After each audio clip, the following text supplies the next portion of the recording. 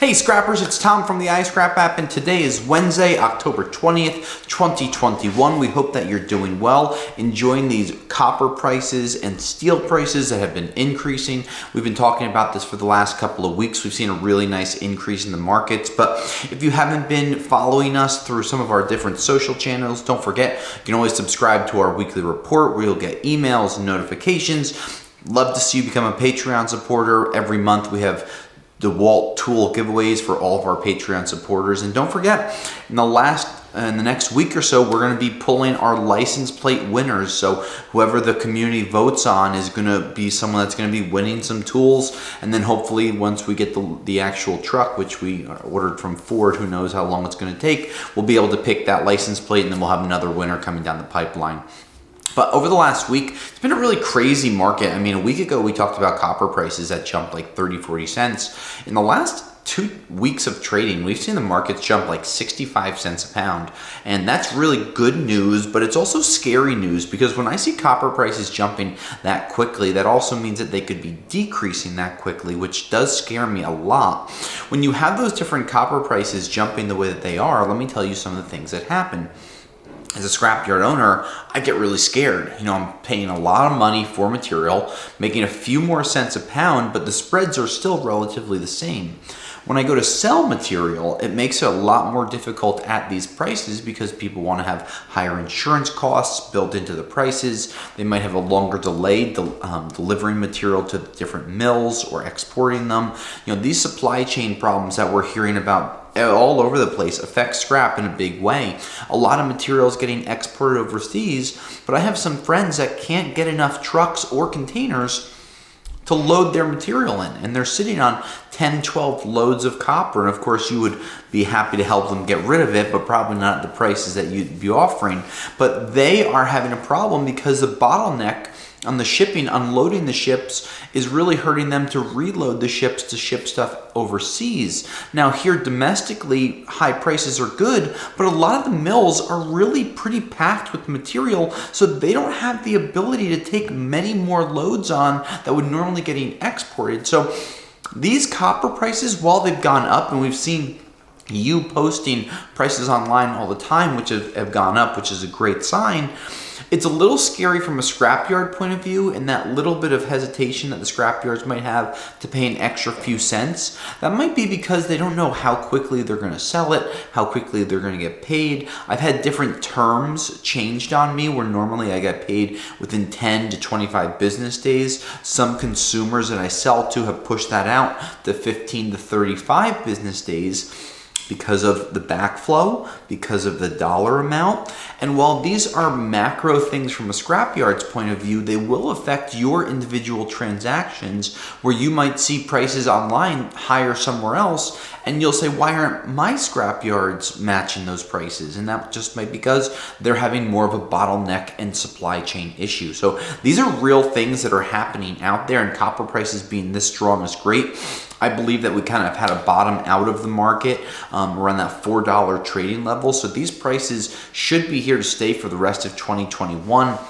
Going into 2022, it wouldn't surprise me if we did see a little decrease in January, where things are kind of hard resetting, getting past the holidays, back into the regular daily grind. So, you know, these are prices that should be expected for the rest of this year. We've had a lot of people, you know, kind of saying, oh, people told me to sell when the market hit $4, and here I am. I held on, and that's great.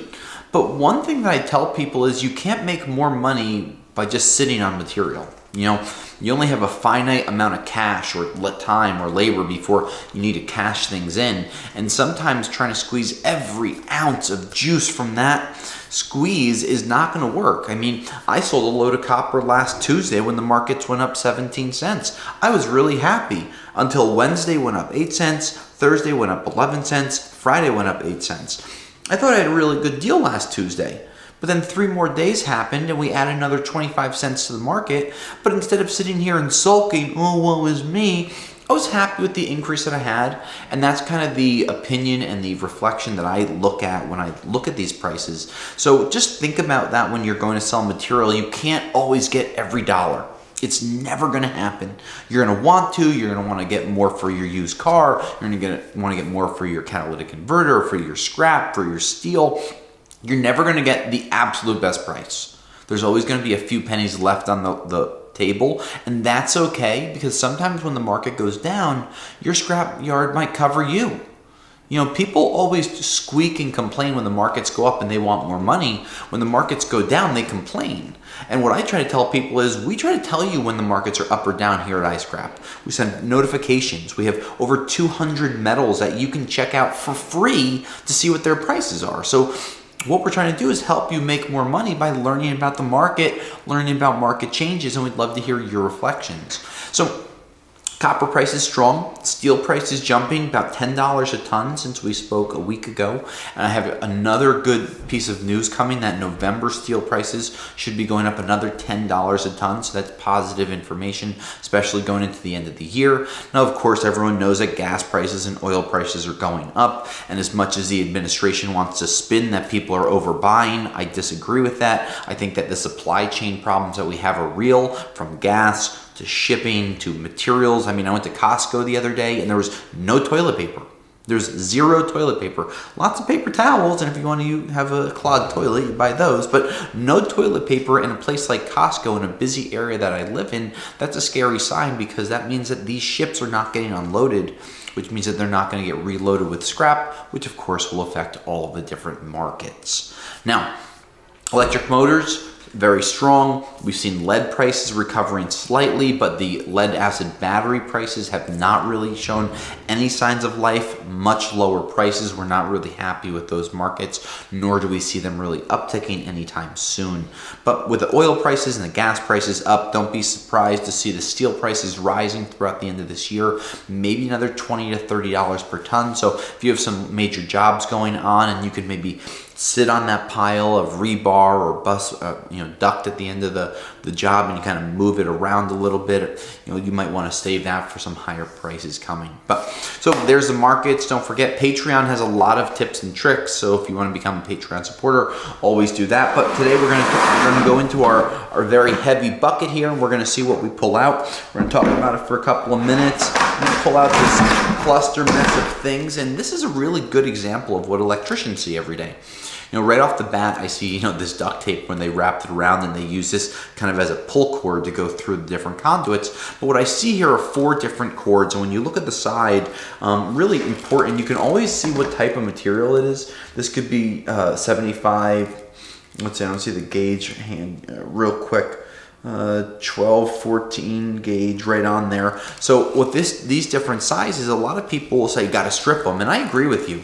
This material is about 85% recovery material, which means that 85% of this is copper, 15% of it is plastic. But with just one single jacket on all these pieces, this is a really nice item.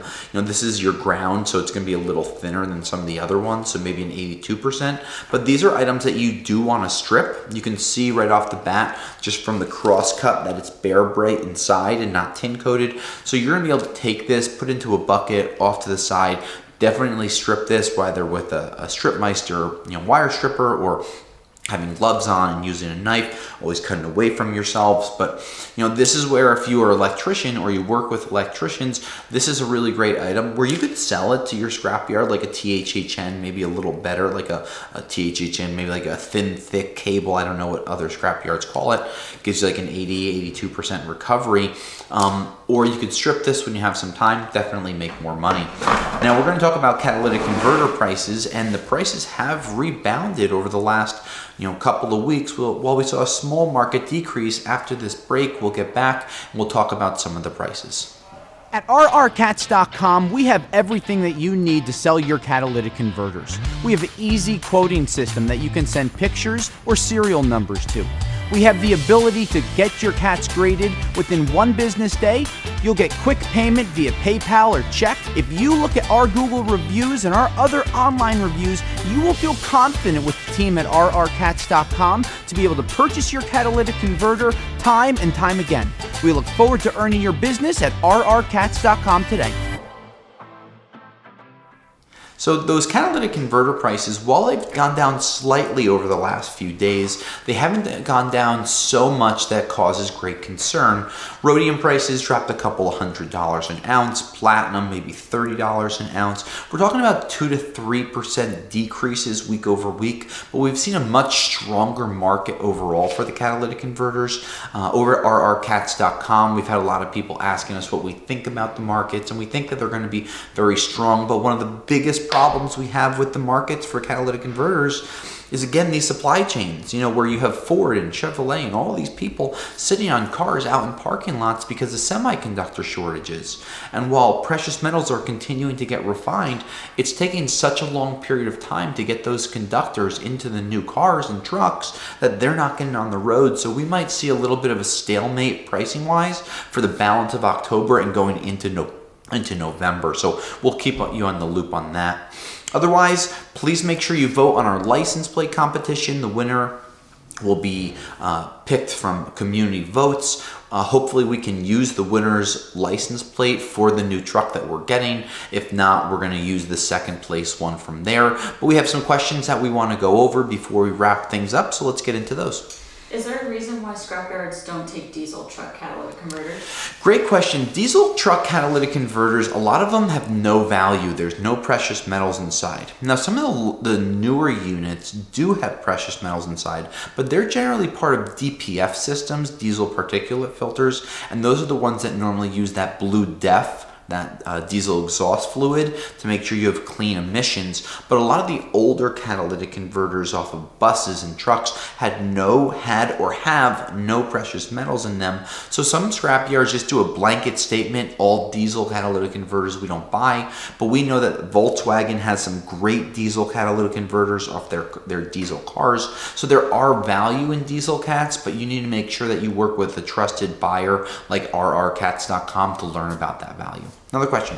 How has COVID affected or not affected your business? Yeah, so COVID's been super interesting. I don't like to talk about these things too much because I'd like to focus more on the future. But we were very fortunate in the recycling industry to be deemed essential and never really shut down.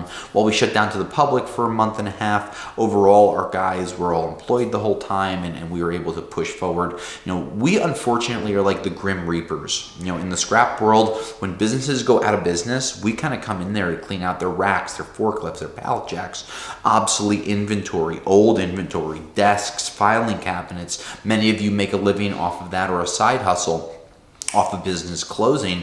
But with the amount of business closures due to COVID, it was a little depressing, if you will, because those markets went down so much. Those businesses went down so much and disappeared. We were doing more cleanouts than we'd like to, but overall, it's nice to know that recycling is essential, and that's what we took out of COVID. So we really push for that moving forward. Last one here. The coils from a boiler, is that number 1 or number 2 copper? Yeah, so the coils from a boiler are generally always going to go as a number 2 copper. Once you have a lot of that dirt and corrosion on them, because sometimes there's sediment from the water that kind of either puts itself inside the tube or on the outside, you should never assume that you're going to get a number 1 out of that. There's also a little bit of a hardener inside of those coils, which makes the copper just a little less valuable. I know that when I sell new copper threaded rod from different manufacturers, I never get a full number 1 tubing price. It's always a little less, so you should expect a number 2. Scrappers, we love your questions, we love your ideas, we love your comments. Please make sure you check out all the 200 plus prices that we have listed on the iPhone and the Android app, which of course is free to download. Post your own prices out there. Let us know what you're thinking. We look forward to seeing what license plate is going to go on our truck. And until next week, I'll scrap you later. Thanks for checking out our scrap videos. By becoming a Patreon supporter today, you'll be entered into monthly giveaways for tools and other products to help you make more money with your scrap.